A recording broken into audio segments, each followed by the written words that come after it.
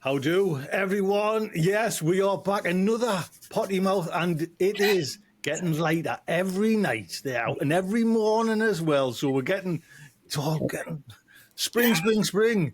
JB, hello. how are you? Now, I'm under strict instructions. We've only got an hour with JB today because he's off to the big smoky city of London. Is it London you're off to there, JB? Is it? It is indeed. Yeah. I got a train to catch. So right. So we make this. We will be on time. That's all I can say there. So, very good. JB, thank you anyways for coming on and kind of still, coming here. Jess, how are you? Good. Got a little bit of cheese on you. It's more likely to be sort of tomato and rocket that I've got strewn all around me now. As you can see by the time, it is dinner time here as well. But it's not dinner time for Audrey. My God, no, it's bloody 8 o'clock in the morning. Yeah, it's 8 o'clock here.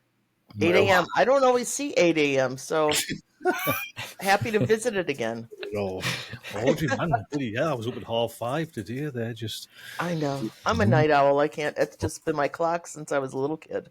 So certainly not. I'm like that at 9 o'clock at night, just knocking. Yeah, I'm just getting rolling.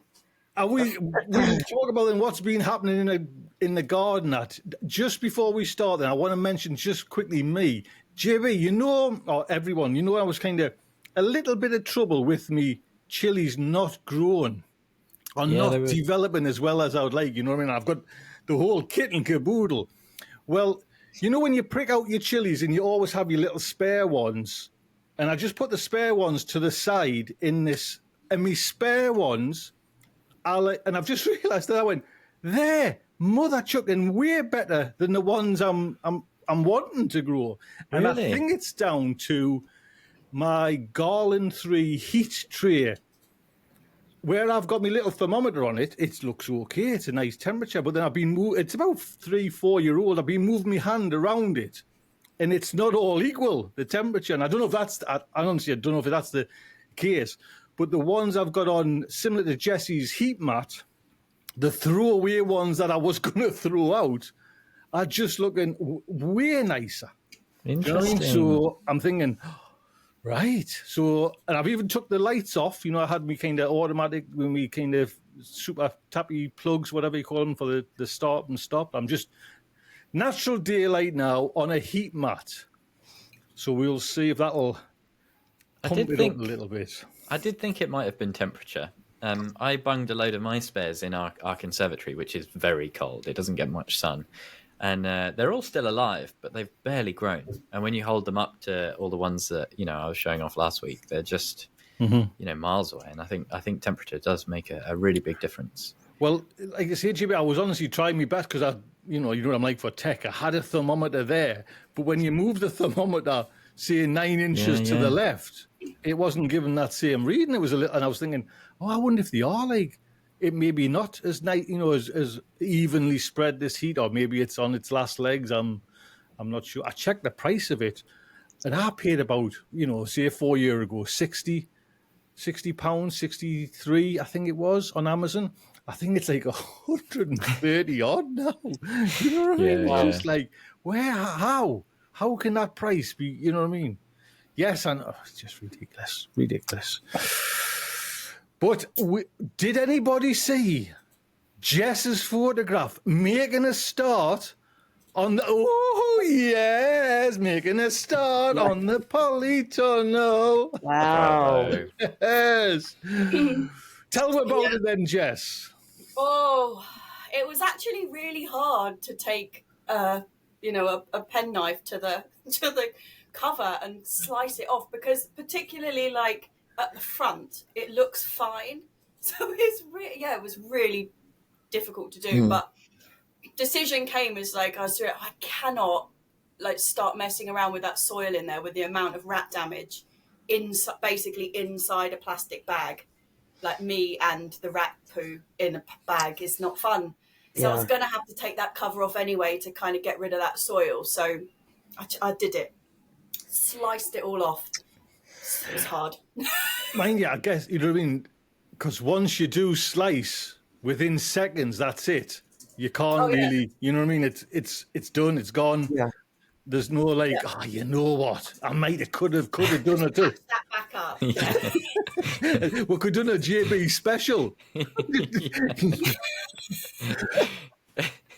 Whereabouts are you at with it now then, Jess? Is just the plastic off, or is it fixed, finished, or let me know? Yeah, all right. No, I've just. All right. Oh, you just took the plastic off. I just no. I had to took the plastic off, and I set up the camera to watch the hole because I want to see the disappointment on the rats' faces when they like come out and see that their lovely cover's been removed. That's what I'm hoping for anyway, but I never catch anything other than magpies on that bloody thing. So I was going to say, have you ever caught anything? Well, a magpie, and this time I've only just flicked through it like on the actual screen. I haven't like transferred it to the computer. But it turns out that I have got the videoing right, so it is recording in video, but a lot of it is mum checking to see if she can see where the camera is. So there's like this close-up of the side of the bed and a big parsley like this on the side, and then mum's head doing that in the background. So no rats that I can see, but I haven't uploaded it yet to check. But that's as far as I've got, although I've ordered the plastic and it's downstairs. So Right. progress. What? Nice. Do you mind us asking then, Jess? What? Where did you get it from, and what did it cost you for your size? The plastic, I bought exactly the same stuff that I had last time because I was really impressed with it. It's the thick, double thick thermal from First for Tunnels. Exactly the same as I got last time. I know, you know, because it got stabbed by various people. Like the fact that it withstood that, like it did a really good job. And so I got my it's not really a tunnel, but you know, my structure is 3 meters by 2 meters, and it's 2 meters higher, its highest point. And I got 8 meters by 9 meters. So because I have to have excess to cut off to make the doors and the windows and everything. And it cost £104. Did it? Including delivery. That's pretty good. So, yeah, I was pretty pleased with that. Right? Is that because I don't know. I only got my plastic with the tunnel, and I kind of is that a nice price? Is it then basically £100 for? I think so. It's not. I haven't looked around this time, but last time when I was looking for plastic, I looked around, and that was the best like combination of not outrageously expensive, but also got really good reviews. So it was like a midway point, and I was really happy with it. So I didn't even bother looking at other places this time. I was just are you doing the trenching, or are you putting like battens round, Jess? Well, it's inside like sort of a raised bed anyway, inside like decking boards, and then it goes down on the inside of the decking board. So I have to take them off, and they go back on over the top of the structure. So I'll take them off, reline it, stick the base back on over the top of it, and then where it's got the excess, I've got like a stone slab path on either side, so that kind of holds it down as well. I think we're I've talking. not had a problem. Of all the problems I've had, like I have not had a problem with that cover at all. It's been really sound. I remember when them kids vandalised it. What, you know what I mean? It was just like, man, horrible. It was like 3 days after I'd put it up.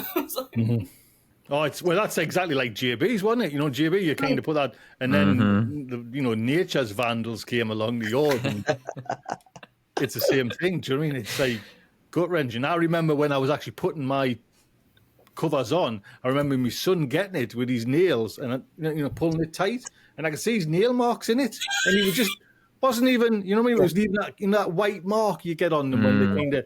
And I was like, whoa, man! You know what I mean? But, so, Audrey, what's been happening with you, my young lady? Just getting things sown. So just starting a lot, and almost all of the winter sowing is outside, which is great. It's mainly well, it's only flowers, I think, at this point. So I have 18 buckets of flowers out there. And I finally got my hot peppers sown. I have some new hot peppers coming. After we did that chili special, I of course had to go got shopping. caught up. Because all of a sudden I was like, why am I not growing these this year? So I ordered some new varieties. So as soon as they get here, those are going to get popped in. And just letting things grow inside for now. Did you get any like really hot peppers? I think I did get one really. Yeah, I'm sure you're the one that was saying, yeah, I'm not going to. No. No, but it's interesting. It comes. The leaves on it are so beautiful, and it's a little teeny weeny purple pepper. So I am going to use it as a vase filler. Oh, nice. Whether I'm not going to eat any of those. Those are just going to look pretty in a vase.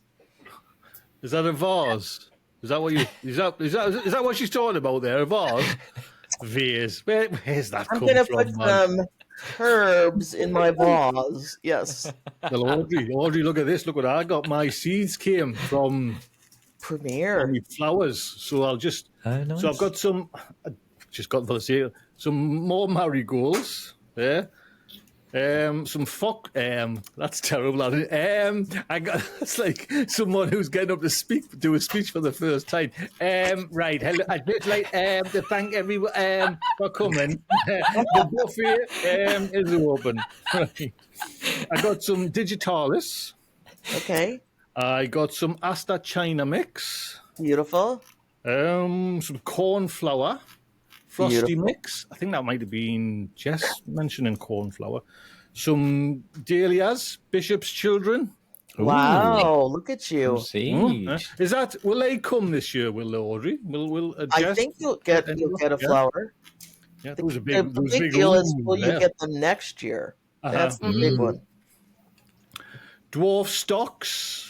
10-week mix, whatever Nice. they are. Can you tell I'm just like going, I'll have some of them, them pink ones, them blue ones. Some zinnia. Oh, look at you. Look at me. Well, yeah, you're going all in. Oh, I'm there. I'm riding. Trunks are off. I'm running. Some more Cosmos. And some Sylvia Blue Victory. Oh, nice. I actually just used... I have no idea, but I started using Soph's List, and I went over to Premier Seeds, and I was using Soph's List, and then I realised he hadn't got all of them, so if you hit the flower section, it just drops down, like how many flowers, what's all this. So I was just in the end, all right, go to the peas, what can I get, you know what I mean? That's... When, then, as a non-flower growing gardener, when is the best time to sow these? Sow them now or in March, like tomatoes, or Depends what flower it is. Yeah. Some need a long time, right? and some you start 4 weeks before your last frost. I mean, it really depends on the flower. I wasn't hoping for that answer, Audrey. I was hoping for just a complete. All right, just do them that first week in March, and you'll be fine, Tony. Well, have you noticed JB's not saying a thing there? It's just gone straight over his head. I made a list, and I've been frantically looking on my computer to try and find it, but I just found it because I do have a list as well. So have you not, JB? Have you not got your seeds yet? Have you not? I've got most of the seeds. We just so happened to do a big order with Chiltern Seeds just before the flower show, and then when Soph sent through a list of 10, I already had 8. And half of them were the same varieties from Chiltern Seeds as well that were some of our favourites. So it's just really good luck. Top of the class. Yeah. Top of the class. Jess, any seeds there that kind of took your fancy, or? I love them all. After we did the flower special, I went out and bought a whole load more as well. So, yeah, I've got a lot to sow. It's hard not to, isn't it? So hard. Yeah. It's every kind of show. We seem to cost more a fortune, doesn't it? You know what I mean? I'll get some of them. Yeah. So, Jess, will you be doing a bit like me and just sowing them, or are you quite a methodical garden sower where you'll just sow, all right, first week in March, but I better hold off on that one? Because even though Audrey's told us it all depends on the plant. I totally ignore that, Audrey, and I'm just going to. It's a bit like saying, so when do I sow my vegetable seeds? Exactly. Like, it doesn't really work like that. So I've got some in. I've got my snapdragons are all in, all the antirrhinums. And I will start the cosmos fairly shortly because I always have trouble like getting that to really bush up. Self-seeded ones always do really, really well, and my like careful grown ones always struggle. So I'm going to try and get them going fairly shortly. Do you let your self-seeded ones grow, or do you weed? Yeah. If I see one come up, it's like it gets a little ring around it of defences so that Mum doesn't weed it, and it's like carefully protected. And then the ones that have self-seeded previously, I mean, they get to about 6 foot high, and they're about like 3 foot wide. And the ones that I grow myself from seed are normally just one stem with just like one flower on the top. So I'm hoping to try and get somewhere between the two. Well, Jess, that was exactly all them that I kind of grew last year in different beds. They were all self-seeded. I went round and actually put them in one of those, the trays we got from the potato company, that all them trays, I forget what you call them, like just repotted them in there, and again, nearly 6 foot, bushy. So, yeah. So, Tony, does it say anything on the packets about when you should start them? No, but maybe not with Premier. I think there's a QR code, and it might take you to I've never actually checked. Do you know what I mean? You can also just Google it, and you'll get at least close. Yeah. Oh, that's hard work, man. It's one of the Premier Direct Seeds things, isn't it? They're really nice little seed packets that go really well. But if you're new to growing it, there's no instructions on there. Yeah. They just leave you to fend for yourself. I wonder if that I'll do that. I'll just check to see if this takes you to where. I know this is kind of not. I didn't even know they had QR codes on them. They've all got QR codes. Direct. Oh yeah. Well, it takes you to the. No, yeah. I've just typed in and it comes up. So cornflower mix. Yeah, so there's like a little QR code on them. So that's cool. That's good. Well, that'll at least give you a ballpark. I'll still totally ignore all that, Audrey, and so them all in one go, all in one tray. And I'll be back in the ball and all in one tray. Oh, that's scary. Mind you, I remember Steve doing that with his salad mix. You know what I mean? Just like have a raw. But it's salad mix. It's all lettuce, so of course they're going to come up pretty similar. I know, but I'm saying that when I seen Steve do that, I thought that was a great idea, and I intended to do that. I'm not saying flowers are on the bottom of priority, but. You know what I mean? I'll just, if they come, they come. On the bottom of priority. Yeah, that's. I'm giving it a go. That's as best as I can do. Oh, stiff. You know what? If I was gonna buy you a Christmas present, just imagine I was gonna, JB and Jess. You know what I'm gonna buy you? Bag of compost. Your videos were fantastic. Honestly, I just loved them. I had. JB's video on, if you hadn't seen these are, we're lucky enough, you two were lucky enough to get invited to the Silvergrove. Melcourt, Is it Melcourt? Is that how you? Melcourt, yeah. Melcourt. It just, man, and what a little operation. And you can, you've always said like the consistency. Yeah. And they have got that nailed down, haven't they? Because they can't, you know what I mean? That's, so you wonder. They're like, let's just pick Asda compost for that's different every bag you open. So you wonder how it can be different when Melcourt, because it's obviously a process Asda's using. They might be using like a contractor, but it must just come. They must just get anything coming in, where it sounded a way easier to like get specific products and just do it that way, but. Yeah, it was really, really interesting when he was talking about Westland, or he was saying for a lot of the companies they will have to have a handful of recipes that they switch between based on what ingredients are on the market at the time. when they need to make the batches. So Melcourt for Silvergrove, they have one recipe, the Silvergrove recipe. It's X amount of this, X amount of that, etc.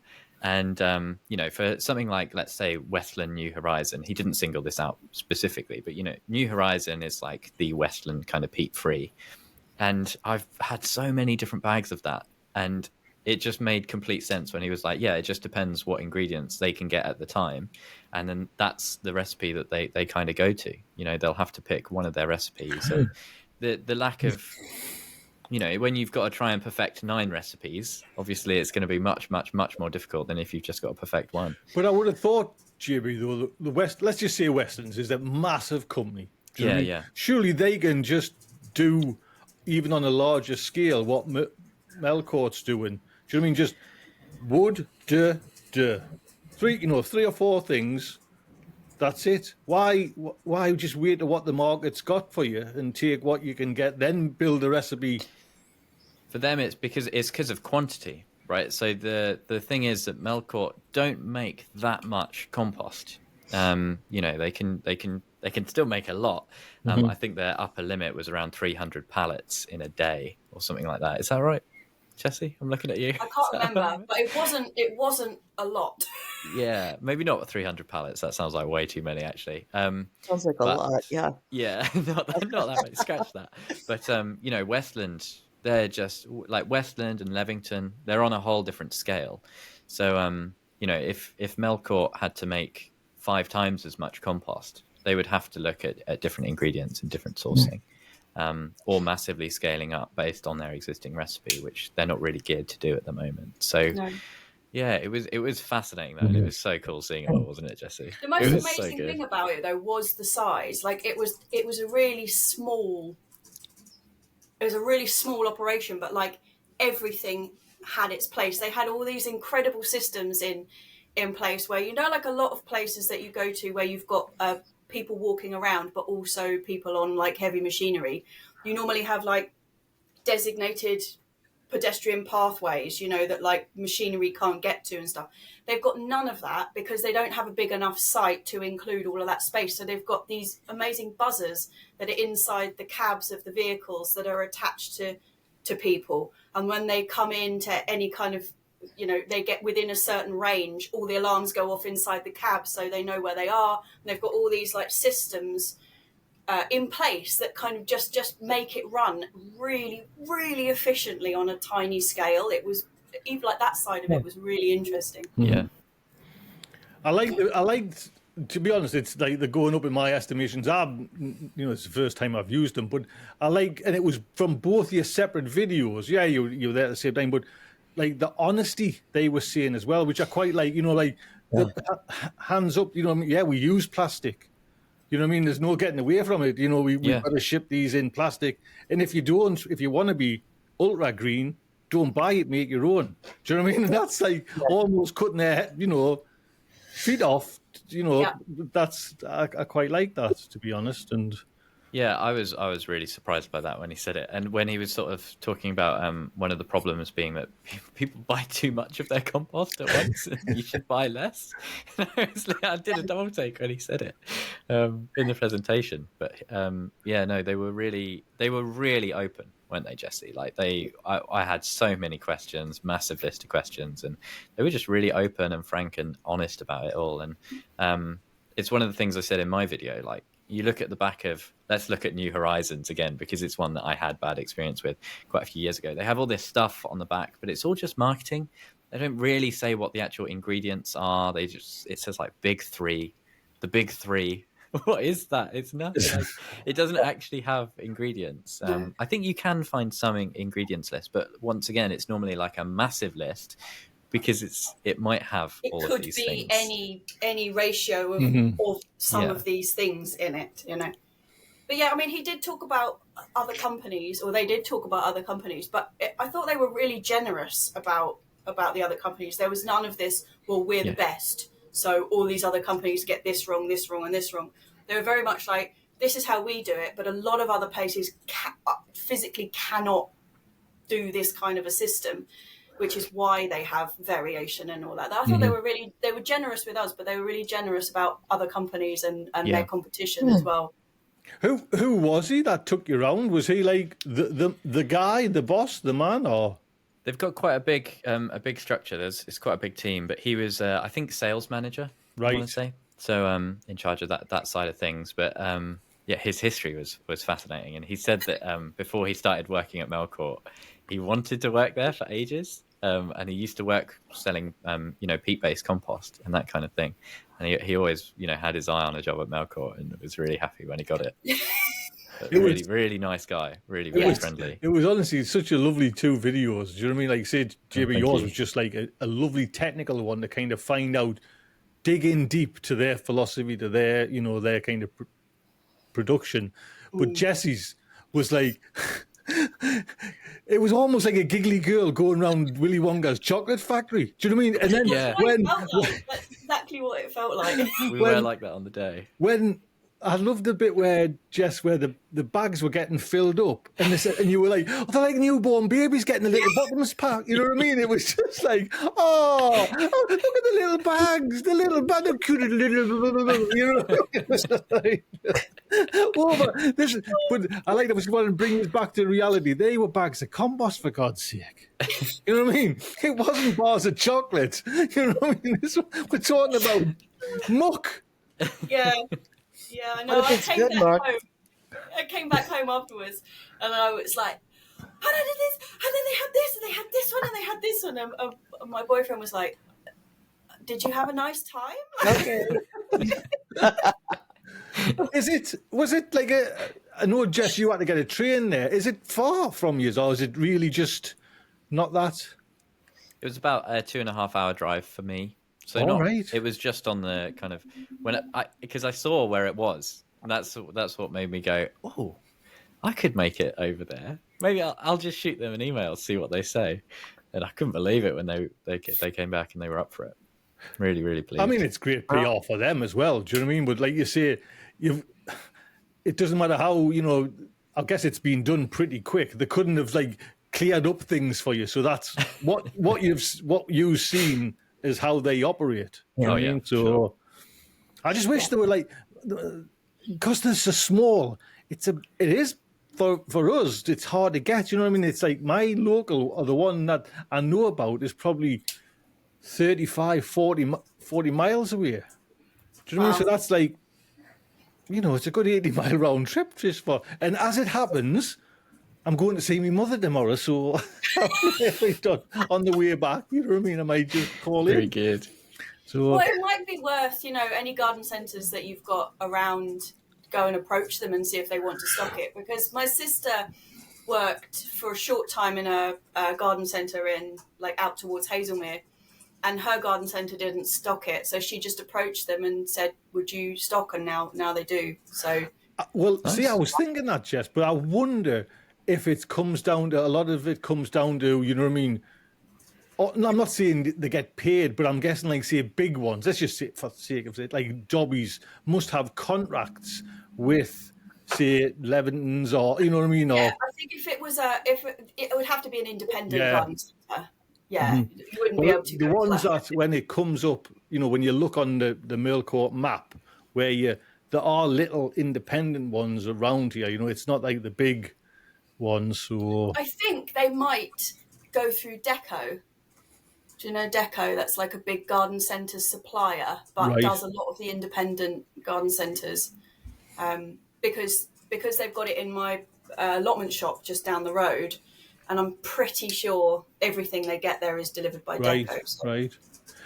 They mentioned as well, and it just was a fleeting mention, and I was like, oh, but did you mention they do like a mulch as well, like it kind of a board, this is used for mulching. Is there a product they've got that does they've that? Got their farmyard product, which is kind of like that, and it's very, when you see the pile there, it looks just like horse manure. To be honest, it's very similar to, it's kind of like composted horse manure, but it was much lighter in colour, wasn't it, Jessie? And it's basically the stuff that comes out of anaerobic digestate. So it's already gone through a composting process, but it's very, very similar to horse manure, and you could probably use that as a mulch. Otherwise, the mulches that we were talking about it was all bark. I hadn't realized that they're like their main activity is bark. Yeah.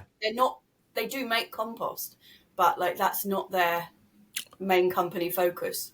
Oh, right. I missed that then. That went over. So, so the compost, actually the multi-compost isn't their main baby. It's what? Yeah, it's about decorative bark or something, is it? It's about 30-40% is kind of Silvergrove. But when we were walking around, it was just bays and bays of different grades of bark, and wood chip and all that kind of stuff. All different like tree species bark, and then different combos of different types of bark to do different things, and bark that had been sort of sterilized that could be used for specific animals like reptiles. That was a weird one. I didn't realize that you could buy specific reptile bark. Right. And like chicken bark and stuff. So their main business is all around like all of this kind of the offshoots of like the forestry industry with all of this bark chipping and everything, which I guess is how like the Silvergrove part of it kind of came to be. But yeah, it's mainly exciting barks. And one of the things I thought was really interesting is that they have the industry standard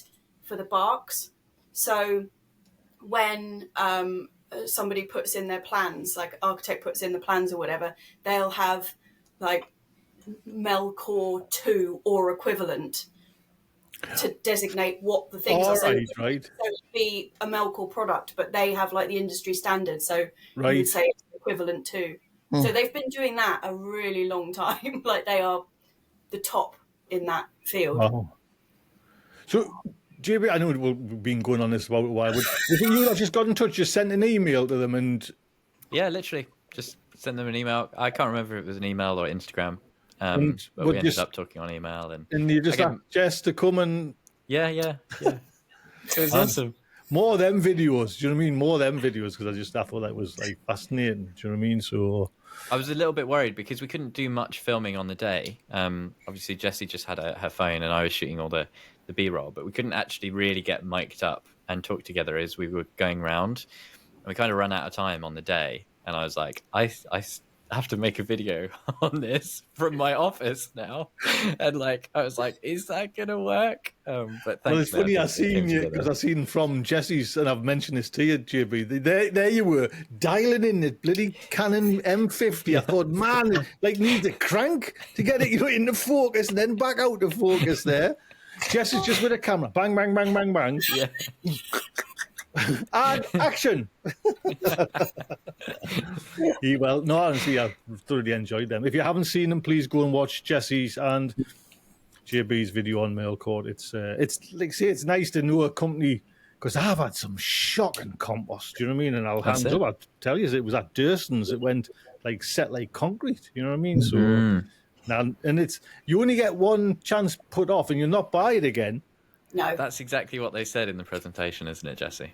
They were like, we get one chance, so we're really like blessed to have this one mix that we know most of the time, apart from that one little blip during COVID-19 that they did talk about and kind of hold their hands up to. I had lots of comments from people actually saying, I got compost around that time and I wasn't very impressed with Silvergrove. So yeah, really interesting. Was that when did they have to like ramp up because there was just too many orders coming in? And exactly that, yeah. Because everyone, with the first lockdowns, turned to their gardens and landscaping projects and that kind of thing. Compost demand just went through the roof. And yeah, they were trying to rush things a little bit. They tried to mess with their recipe a little bit, get it out the door a bit quicker, and they weren't very happy with it. So after a little while, I think that it was only for kind of like 1 or 2 batches that they kind of messed around with. They got some bad feedback and just went, right, well, we're not adding any more sales for the rest of 2020. They just said, well, we'll do the ones that we've got, and we don't really want to mess with the recipe, and we'll just... Did they say anything about, because it'd be interesting to know, if did they have any positives for peat-based products? Because there's quite a few gardeners I'm finding, and I'll still use peat if I see a bag of peat compost. Do you know what I mean? I'm not kind of holier than thou. Did they mention peat? Peat. Yeah, absolutely. Yeah, and once again, he was quite fair about it, to be honest. One of the things that did surprise me is peat's only really been around in compost since the kind of 60s and 70s. I kind of think of it as like, as if we've been using it in horticulture for 100 years. But it's even then, it's a relatively new product, and the campaigns against peat have kicked off from kind of the 80s, really, maybe a little bit earlier. But he was saying that he used to sell peat-based compost, so he kind of gets the value of it. He gets the reliability. One of the interesting things about the environmental side is that the transport costs for peat actually aren't that bad, because they used to make a lot of compost mixes basically next to the peat extraction, so you don't have to ship the peat around the country like you do with coir or the silver fiber ingredients and that kind of thing. So the real issue with peat is that it's not sustainable in this country. It generates like 1 centimeter like a decade. It's really, really slow, and we just can't make it as quickly as we use it. So obviously horticultural isn't the main use of peatland, but it plays that part.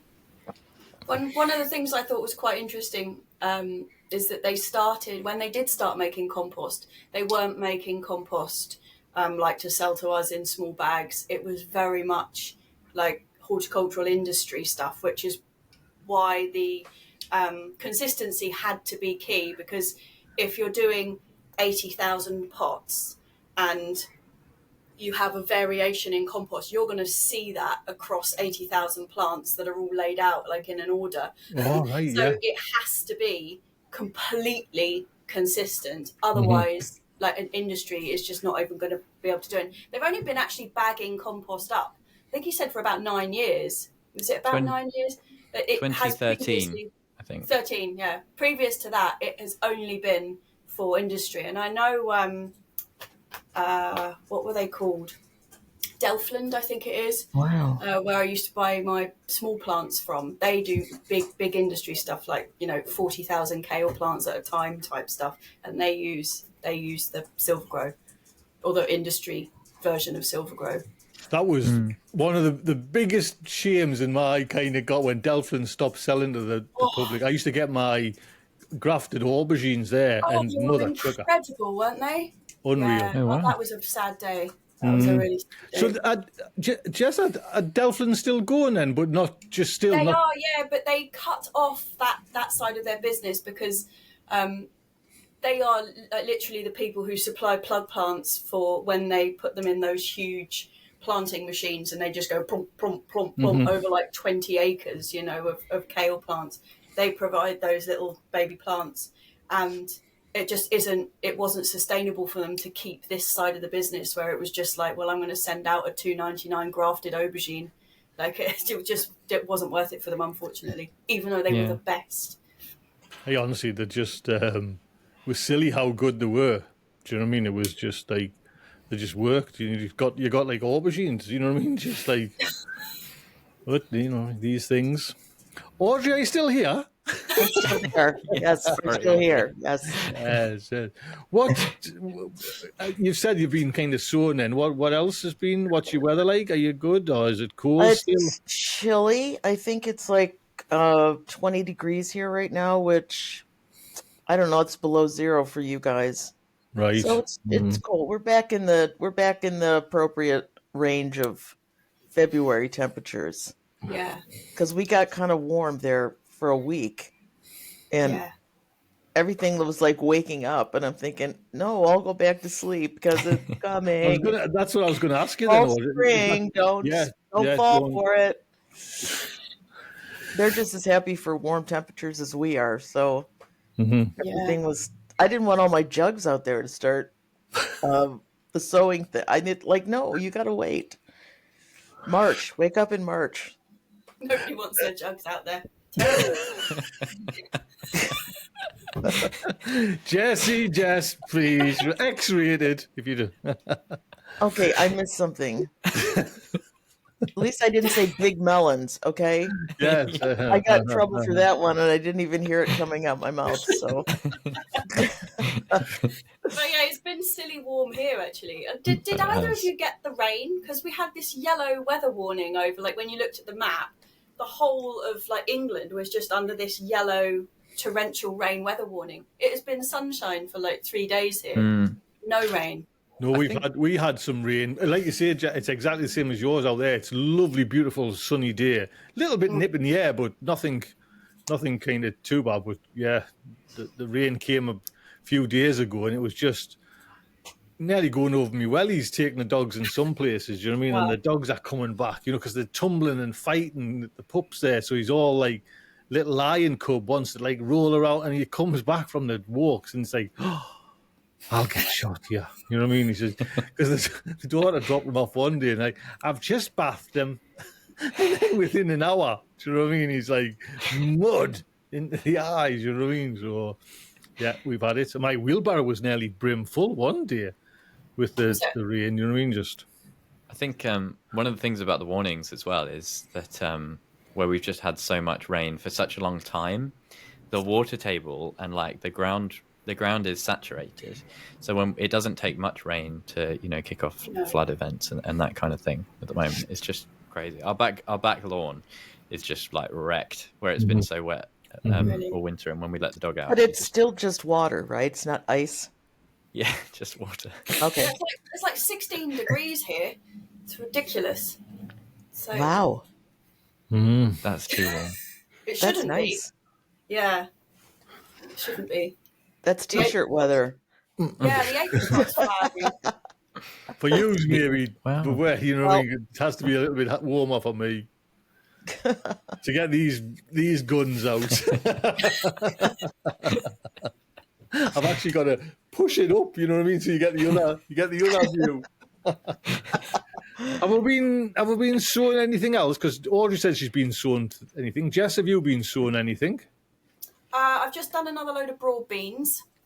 I've just potted up my onions from the onion grow along. So they are now looking like this. Ooh. Oh, have you nipped them tops off? Have you? Have you given them? Oh, I have. wow. I have. I know, controversial. I started by not doing it, and then they were so tangled and like snapping that they were getting really damaged. So I just nipped them all off. Mine, Plus, it's ridiculous. I do it to leaves. Jess, they do look nice and kind of. They look nice, yeah. Yeah, It's very upright. satisfying, yeah.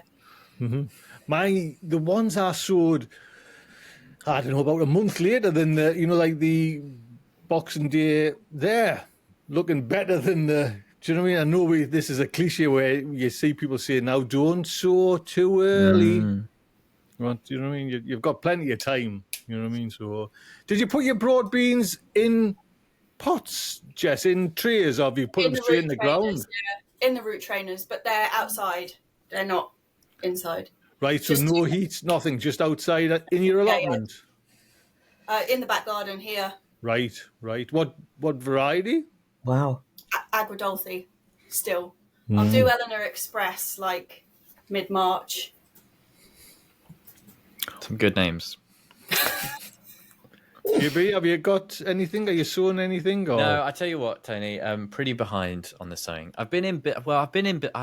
My excuse is that I've been in build mode with the greenhouse and all that kind of stuff. But to be honest, the mojo has not been great this week. It's not been a great week for the mojo, but we're on the up. We are on the up.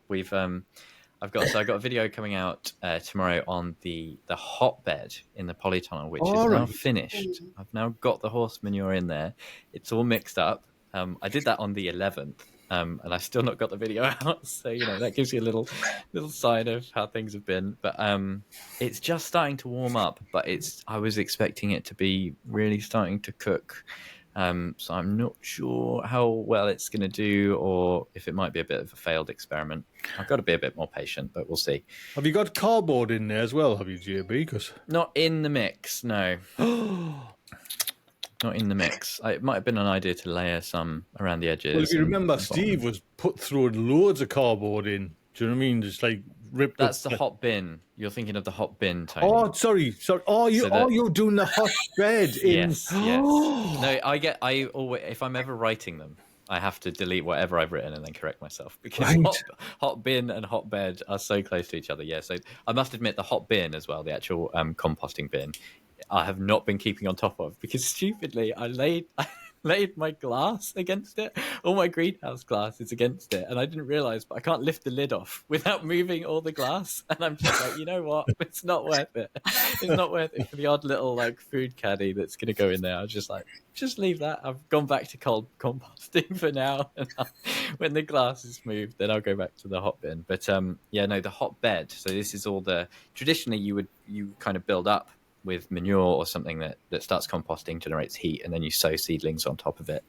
I've gone down. I've done a trench. So I've dug out a massive big hole in the polytunnel, and then dumped all the manure in there.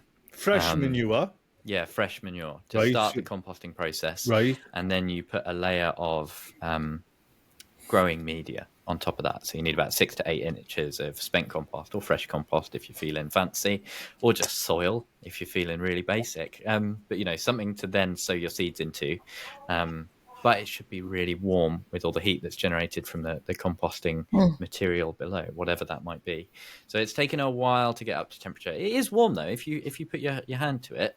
So I'm thinking probably quite soon I'll get the medium on top of it and start sowing into there, because I'm a bit late anyway. The ground's starting to warm up now. Well, I've seen Charlie Dowden does that, JB, but yeah. I'm sure he just puts trays on top. Yeah, well, he's got big compost. Like, he just has a big I don't know if it's pallets or whatever, but he's got a wooden structure in his tunnel where he just composts all the manure. I didn't want to do that because I want to be able to grow my tomatoes in it, and my chilies and that kind of thing. So the idea is, hopefully it will compost down quite quickly. And then once it's done as a hotbed, once it's stopped kind of really generating its heat and it's turned mostly into composted manure, then kind of around May, I'll turf all that manure out, spread it all over the beds. It should be really lovely. Use some of it in the tunnel. And then I'll have all that space back again in the tunnel raised bed to do tomatoes or chilies or what have you. Chilies. It's going to be chilies. Chilies, yeah. It'll be chilies. Do you know what the temperature is, or what's the temperature you need? You would like it to be? Well, you want it to get up to around 50 or 60. You want it to do proper hot composting. It's at about 20, so it's not great, but it is warm, and I am thinking, worst case scenario, we just create a nice frost-free environment. So I could start some really early tomatoes in there or something like that. And if we do have a late frost in the tunnel and on that hotbed, should be okay. So, yeah. What's stopping it getting up to temperature then? If you've got, because fresh horse manure, is there something that you can? I didn't do. I should have done that. Yes. So 3 things. I did a quick update earlier, and I came up with 3 things. It could be too wet. I think there's quite a lot of moisture in there, and because it's in the ground, the water table is really high. So the soil around it is quite wet. We've had a lot of rain. I wouldn't be surprised if that cools it down quite a lot. Second might have been the mix. So you need quite a lot of bedding in with your manure if you want to get it really, really hot, because the bedding has a load of horse urine. It's going to be a bit vulgar, which is really it's urea, it's nitrogen. It's really key for getting that composting going. I had a lot more manure than I did bedding, so that might be off. And I did kind of try and put in some leaves and that kind of thing to try and dry it out a little bit, and leaves can be really good. But I might have got the mix a little bit wrong, so that's kind of the third, I think. So it could be a few things, but it'll be a useful experiment, and it's very interesting. Well, listen, JB, I'm conscious of the time there because you go into that big city there, so I think we'll leave on a high. Very good. Sounds good to me. Yes. Sounds very good. Jess, I can see now. Yes, Jessie at plot 37. Yes. Well, yes. Yeah. No longer Jessa. Jess, yes. JB, where can we find you, sir? You can find me at Naturally JB on YouTube and Instagram. And again, go and see Jessie's and JB's video on the combo. It was nice just to see them little new bags with the bottoms tapped. Audrey? Yes. Where can we see you? Real Food Comes Dirty. Lovely. Well, videos are coming out as well, aren't they, Audrey? They're coming out. They are. Yes. Very good. Get back in the saddle. It's funny, mind you, I'm finding a bit the other way now as well. I'm going in a bit of a slump. I think I don't know if I've coined the term, but that this term's that you can only plant so much garlic. What I can't remember what I said now. You know what I mean? Like this is how you plant garlic syndrome. Do you know what I mean? So I'm getting I don't know, losing me mojo. You'll get there. It's picking up, isn't it? It's time to start sowing lots. Oh, I know. Guys, you two are focusing too much time on peppers. It's not the actual. It's the gardening. But I've noticed a trend here. You know, I'm not saying I'm not jumping in, but you know, there are other things. Are you staging an intervention here? Yes. Yes, that's why we called you all here today. Well, listen, it's been lovely having you over again for a nice little chat. Keeps the mojo going. There you go. Jess, JB, Audrey, take good care. Thank you very much. You See you too. Thank later. you. Do Thanks ever so much. Bye bye. Thanks all.